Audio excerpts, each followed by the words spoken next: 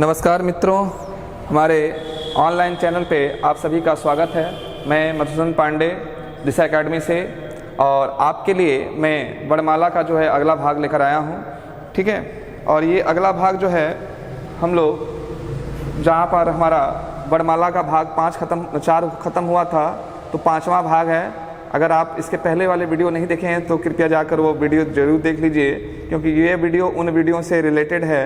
तो आगे वाला वीडियो अगर आप देखे रहेंगे तो फिर इस वीडियो को देखने का आनंद आएगा आपको, और आपका अध्ययन और पठन पाठन अच्छे ढंग से हो सकता है।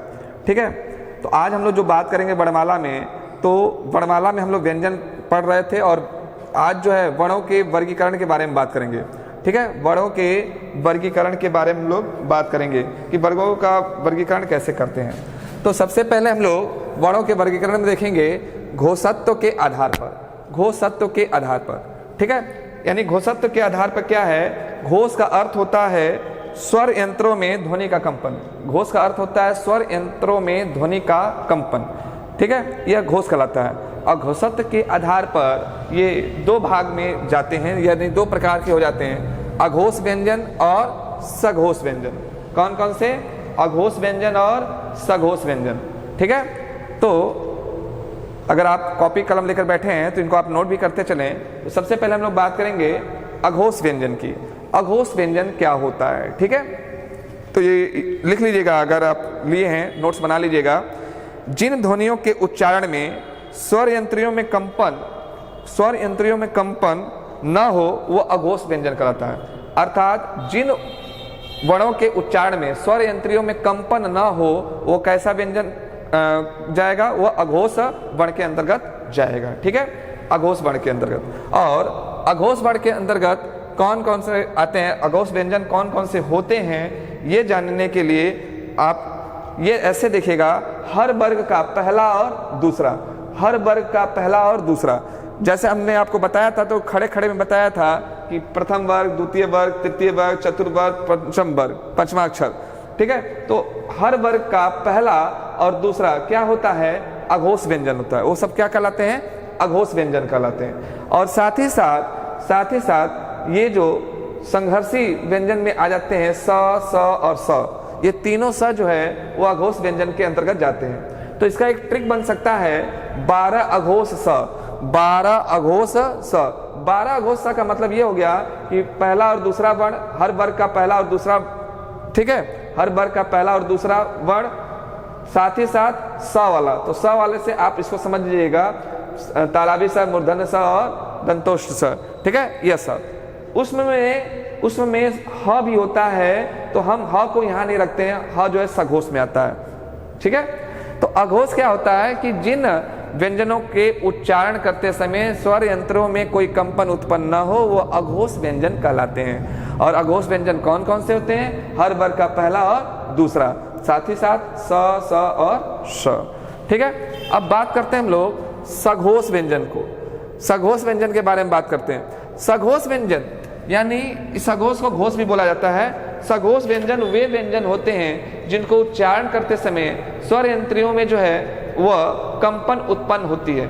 ऐसे व्यंजन जिनको उच्चारण करते समय स्वर यंत्रियों में कंपन उत्पन्न हो वे व्यंजन सघोष व्यंजन कहलाते हैं। जैसे कि हर वर्ग का तीसरा, चौथा और 5वां, ठीक है, वर्ण, हर वर्ग का तीसरा, चौथा और 5वां वर्ण, ठीक, और वो क्या कहलाएगा? सघोष कहलाएगा। साथ ही साथ अंतःस्थ, यानी जो अंतःस्थल होता है, अंतःस्थ व्यंजन जो होता है, अंतःस्थ व्यंजन य, र, ल, व, य, र, ल, व, अंतःस्थ व्यंजन भी जो है वो किस में आ जाएंगे?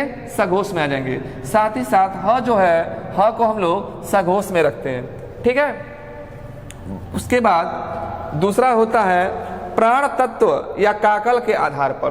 प्राण तत्व या काकल के आधार पर। ठीक है, प्राण तत्व का मतलब होता है जो सांस है, यानी मुख वायु जो सांस है वही। ठीक, जहाँ यहाँ प्राण का अर्थ होता है सांस से, हवा से। ठीक है, अच्छा, इसके आधार पर, प्राण तत्व के आधार पर कितने प्रकार के होते हैं? 2 प्रकार के। कौन कौन से?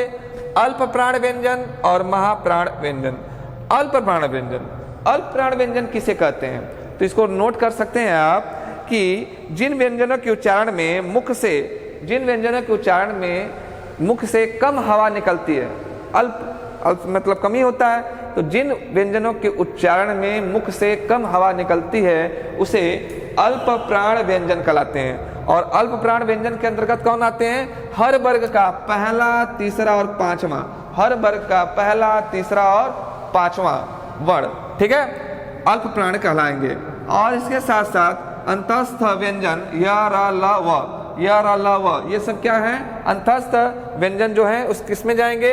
अल्प प्राण व्यंजन में जाएंगे, ठीक है। अब चूंकि बात यहाँ व्यंजन की हो रही है, लेकिन फिर भी हम आपको बता दें, जितने स्वर होते हैं वो अल्प प्राण होते हैं, वो अल्प प्राण होते हैं, अल्प प्राण व्यंजन नहीं होते हैं, लेकिन वो अल्प प्राण होते हैं। तो जितने भी स्वर होते हैं वो अल्प प्राण होते हैं, और अनुस्वार भी जो होता है वो अल्प प्राण होता है, ठीक है। अब बात करेंगे हम लोग महाप्राण की, ठीक है। महाप्राण व्यंजन किसे कहते हैं? यानी जिन व्यंजनों के उच्चारण में मुख से अधिक हवा निकलती है उसे महाप्राण व्यंजन कहते हैं। और इस महाप्राण व्यंजन के अंतर्गत हर वर्ग का दूसरा और चौथा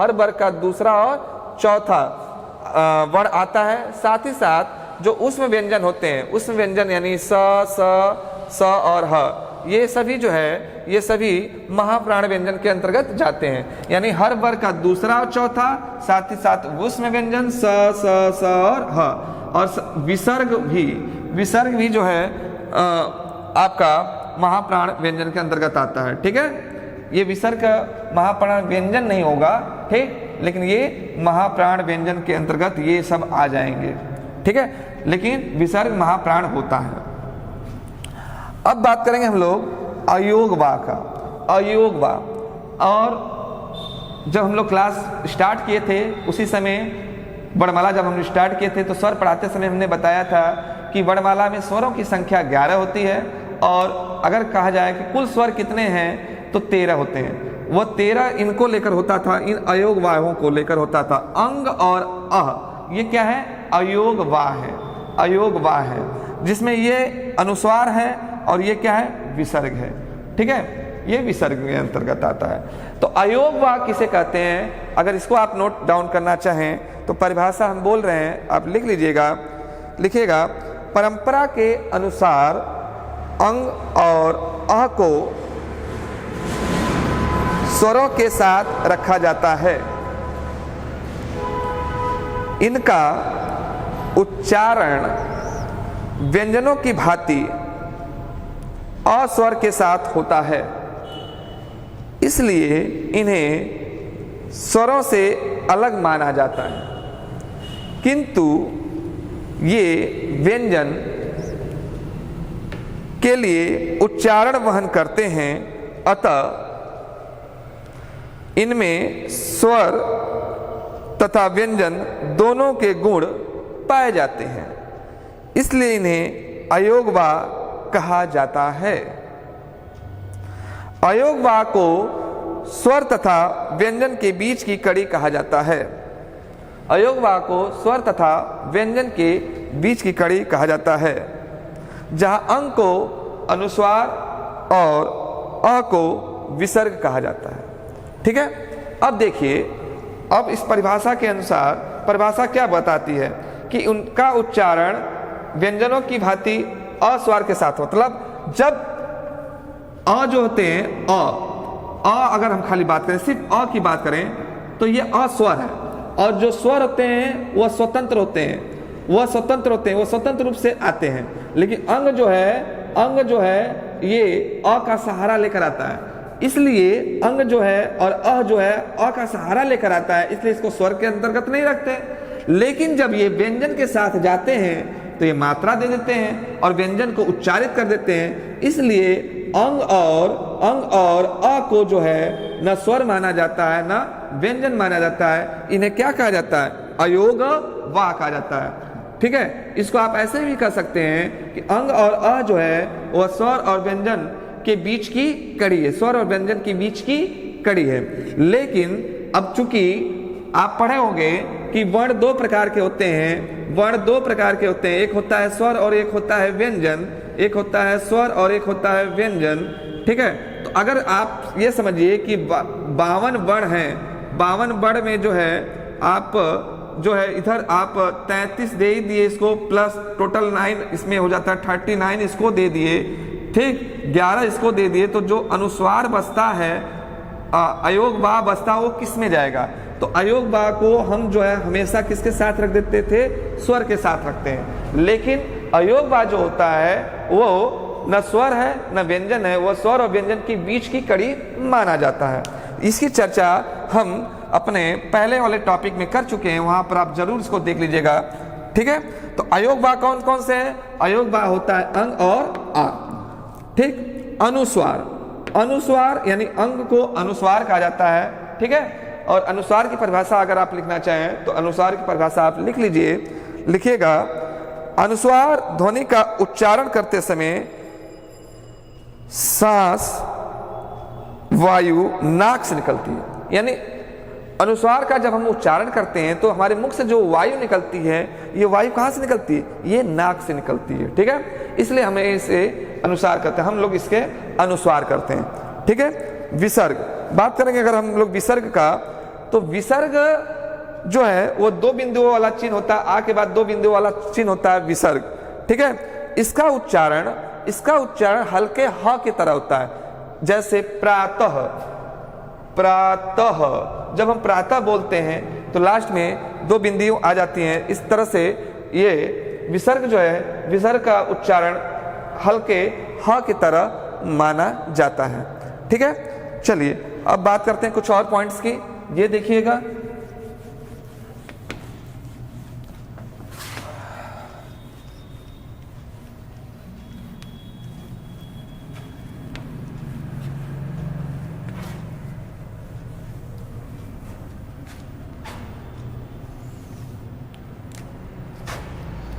अगला पॉइंट है द्वित व्यंजन।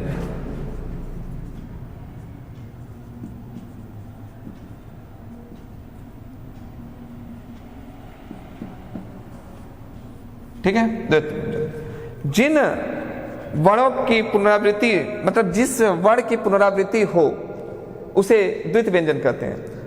लेकिन ऐसे समझिएगा कि जिस वर्ण की पुनरावृत्ति यानी किसी एक वर्ण की पुनरावृत्ति जब हो तो उसे द्वित व्यंजन कहते हैं। जैसे कि दिल्ली, इसमें जो ल वर्ण है, ठीक, जो ल व्यंजन आया है, इस व्यंजन की पुनरावृत्ति 2 बार हुई है और एक साथ हुई है, इसलिए ये द्वित व्यंजन कहलाएगा, ठीक है, ये द्वित व्यंजन कहलाएगा।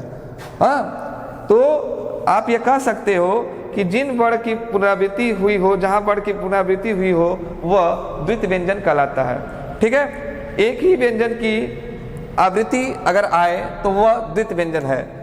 जैसे बिल्ली, बच्चा, मुन्ना, यहां द्वित व्यंजन है। लेकिन क्या ये द्वित व्यंजन है?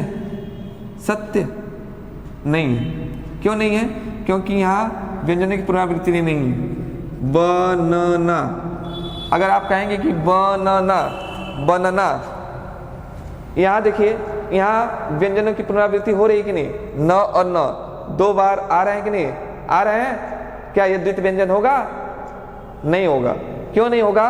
देखिए, ब, न, फिर उसके बाद अ है, फिर न, फिर आ है, लगातार न नहीं है। जब लगातार न होता तब द्वित व्यंजन होता। जैसे कि मुन्ना में है मुंह, म है, म के साथ छोटाऊ है, फिर न है, फिर जो है फिर न है और फिर आ है। तो यहाँ देखिए, ये लगातार व्यंजन आए हैं, ये लगातार व्यंजन आए हैं, इसके कारण ये जो है द्वित व्यंजन के अंतर्गत आएगा, ये द्वित व्यंजन के अंतर्गत नहीं आएंगे, ठीक है। ये होते हैं द्वित व्यंजन।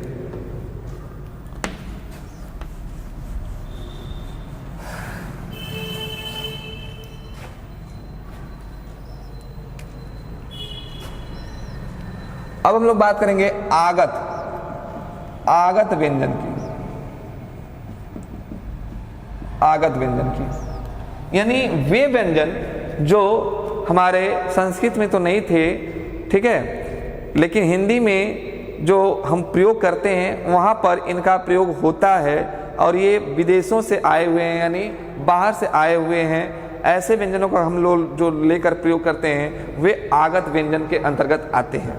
ठीक है, आगत ध्वनियों के अंतर्गत आते हैं, इसे आगत ध्वनियाँ भी आप कह सकते हैं। ठीक, इसमें खासकर अरबी और फारसी ध्वनियाँ जो होती हैं उनके शब्द जो है बोलने के लिए हम प्रयोग में लाते हैं। जैसे कि उर्दू भाषा को सही सही उच्चारित करने के लिए कुछ व्यंजनों के नीचे, उर्दू भाषा को सही सही उच्चारित करने के लिए कुछ व्यंजनों के नीचे एक बिंदी लगा दी जाती है। उस बिंदी को नुक्ता कहते हैं, नुक्ता। ठीक है, नुक्ता कहते हैं। और उस नुक्ता को लगाने से उस वर्ण पर जो है बल मिलता है। ठीक है, जैसे कि क, ख, ग, ज, फ, ये सब क्या है? ये सब आगत व्यंजन है, आगत व्यंजन है। ठीक है, जैसे कि हम कहें अगर गजल, गजल, लेकिन गजल नहीं होती, क्या होती है? गजल, यानी ज पे ये नुक्ता लग जाता है। ठीक, गजल ऐसे होता है। तो इस नुक्ता का प्रयोग जो है फारसी भाषा में के आए हुए शब्दों को अधिकतर प्रयोग करने के लिए नुक्ता का प्रयोग करते हैं। तो अगर आपसे कहीं पूछ दे कि आगत व्यंजन कौन है, तो ये क्या है? ये है आगत व्यंजन, ये है आगत व्यंजन। ठीक है,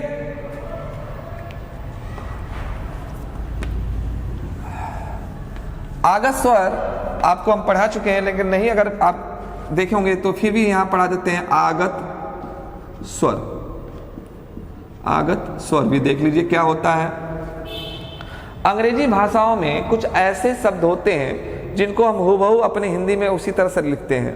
ठीक है, और वहां पर इन आगत स्वरों का प्रयोग किया जाता है। जैसे कि डॉक्टर, डॉक्टर, तो ये है आपका आगत स्वर, ये डॉक्टर। ठीक, ऑफिस, ऑफिस। ठीक है, तो ये है आपका आगत स्वर। तो आप कह सकते हो कि अंग्रेजी भाषा में कुछ शब्द सही सही उच्चारण देने के लिए देवनागरी में लिखते समय देवनागरी में लिखते समय ठीक है, इसको कहेंगे हम लोग अर्धचंद्र। ठीक है, अर्धचंद्र का प्रयोग होता है जिसे हम लोग आगत स्वर कहते हैं, जिसे हम लोग आगत स्वर कहते हैं। ठीक, अच्छा, चलिए अब इसी समय आप ये भी देख लीजिए मानक स्वर और मानक वर्ण और अमानक वर्ण। तो हम लोग अधिकतर पेपर में आता अमानक वर्ण, अमानक वर्ण। ठीक है ना, अमानक वर्ण। अमानक वर्ण वे वर्ण होते हैं जो इस समय हिंदी भाषा में प्रयोग में नहीं लिए जा रहे हैं। पहले इनका प्रयोग होता था, पुरानी किताबों में इनका प्रयोग होता था, लेकिन नई किताबों में अब इनका प्रयोग नहीं हो रहा है। ऐसे व्यंजनों को हम लोग जो है मानक वर्ण कहेंगे। जैसे में अब देखिए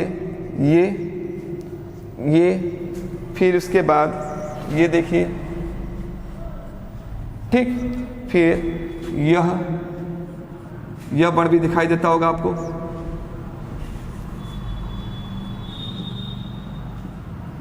ठीक है, फिर ये दिखाई देगा, फिर ये दिखाई देगा। हाँ, इनका जो अभी मानक वर्ण के रूप में आए हैं वह कुछ इस तरह से आए हैं।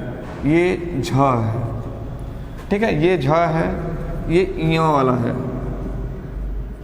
ये य है, ये ल अब ऐसे हम लोग बनाते हैं। ठीक है, अच्छा, ये अड़ा है और ये था आपका अ। पहले हम लोग ख ऐसे बना देते थे, ऐसे बनाते थे, लेकिन अब ख ऐसे बन रहा है। ठीक है, ख ऐसे बनता है, तो ये थोड़ा सा और घिस दिया गया। तो अब ये मानक में पहले इतना ही पर हम लोग छोड़ देते थे तो ये ख बोलते थे, जो र और व के जैसा लगता था, लेकिन अब हम लोग ख बनाते हैं तो ये ऐसे बना देते हैं, तो ये अब मानक वर्ण में चला गया है। ठीक है,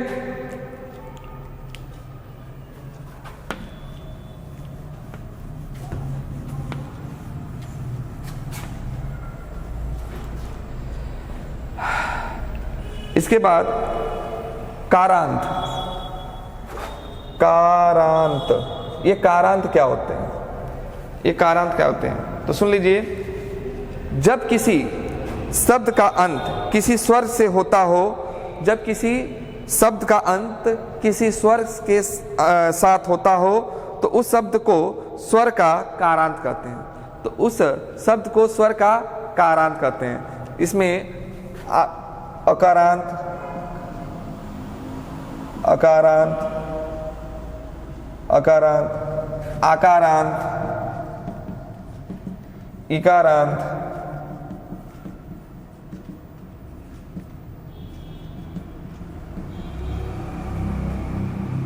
उकारांत, डॉट डॉट डॉट, इसी तरह से आगे आ सकते हैं। जितने भी स्वर हैं उनके अंत में जो आता होगा, जैसे कि अगर हम लिख कर बताएं कमल, कमल, अ आया, अ के लास्ट में अ का अंतिम वर्ड क्या है? अ है, तो इसे हम लोग कहेंगे अकारांत।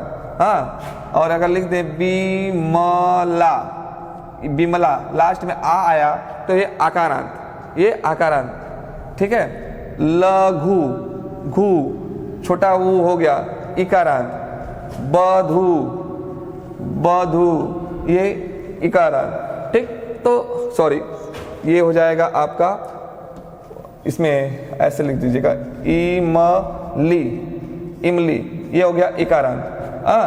लघु, तो लघु में ये आ गया उकारांत। ठीक है। इस तरह से यानी जो शब्द हैं उन शब्दों के अंत में जिसके साथ स्वर समाप्त होता होगा वो कारांत के अंतर्गत जाता है।